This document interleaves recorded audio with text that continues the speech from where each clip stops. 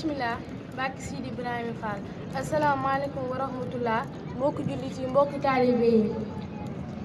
ñu ngi rafetlu bu baax jotaay bi ba léegi ñu ànd ak yéen téere bi nga xam ne mooy Nahjul Hadaayil Haaji di yoonu faju aajo maanaam nit ñu muy def ba aajoom faju loolu la téere bi di jàngale te mooy yar ak teggin mu mel ni Sëriñ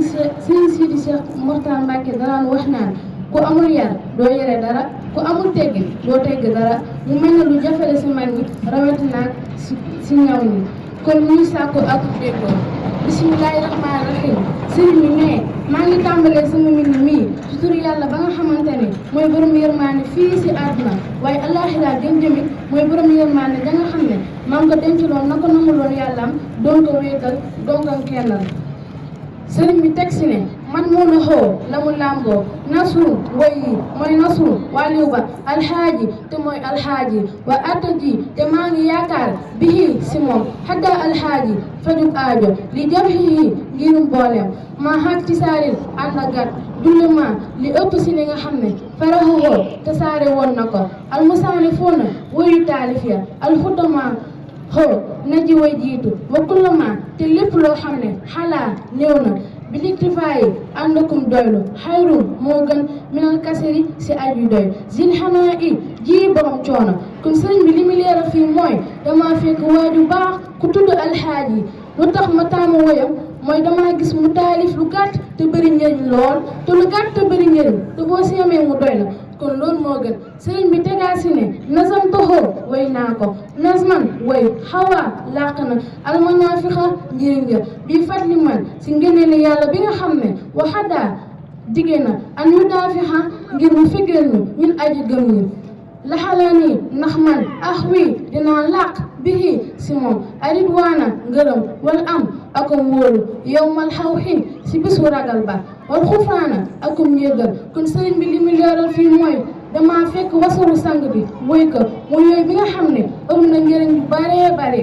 te xam ne loolu baaxum suñ borom rekk la yàlla bi nga xamante ne mooy warlu sàmm ñu aar ñu ñun ñu gëm defal ñu si téere bi li ëpp si lu ñu itewoo si yar ak teggin sëriñ bi tegaasi ne xaleykumu dénk naa leen yaa maxsaratullah bi yéen mboolem woy sàkku yi suma xaleykumu topp dénkaan naa leen bisil jawaabi bi le tontu fii nekk seen wi wayastawi te dina yemoo mu tadi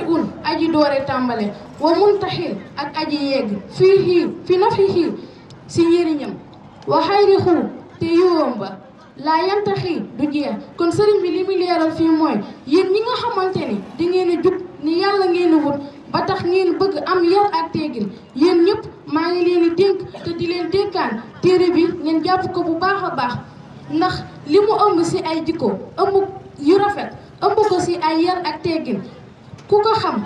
te jàpp ko te jéem koo jëfe loolu mën na laa yóbbu ba nga bokk sa ñu juba jub bokk sa ñu texe texe li téere bi ëmb si luy jubal nit ak lu koy jëriñ bari na ba nga xam ne képp koo xam ne dangaa jub ni yàlla ngay wut te muy dëgg si yow doo doyal mukk si téere bi ñu ngi leen sant bu baax lu si jub nga xam ne si sëriñ bi la te lu si dëng tamit nga xam ne si sama jëmm ju xeebu bii la xanaa di si teg ab soñu bu ndaw soñu boo xamante ne dama koo tàmbali si man mii bañ commencé def thème yi yàgg na trop te ñëpp ñi si jaar xam nañ ne jëwriñ da koo sacrifié na si temps bi yëpp te sonn na si lool ñun ñuy jaar si thème bi yëpp xam nañ si bu baax a baax te tamit damaa bëgg ñu xam ne lim si sa def nii yëpp da koo def pour ñu siy bàyyi xel bu baax a baax thème yi ñu si njëriñu bu baax a baax ndax tamit defuñ ko pour spectacle wala comme genre si chaque vendredi dañuy def déedéet da koo def ñu njëriñu si bu baax di si bàyyi xel ñun mbokk taalibe yi ñëpp toog fii dañuy bàyyi xel bu baax si thème yi ak képp koo xam ne yaa ngi dégg thème bii ñu jëfe ko bu baax xam naa ne loolu moom mooy gën a loolu jëwee te di ko ñaanal tamit yàlla may ko gudd fan ak wér may ko njëriñ boo xamante ne dina eggalee sëriñ liggéey bi muy liggéeyal si sëriñ bi moom daal ko baax la xam naa ne bu amoon Sénégal région bu nekk bu amoon jëwriñ Ñaga Sabé xam naa l'islam dina avancé bu baax a baax ñu koy ñaanal bu baax di ko nuyu di ko sant salaam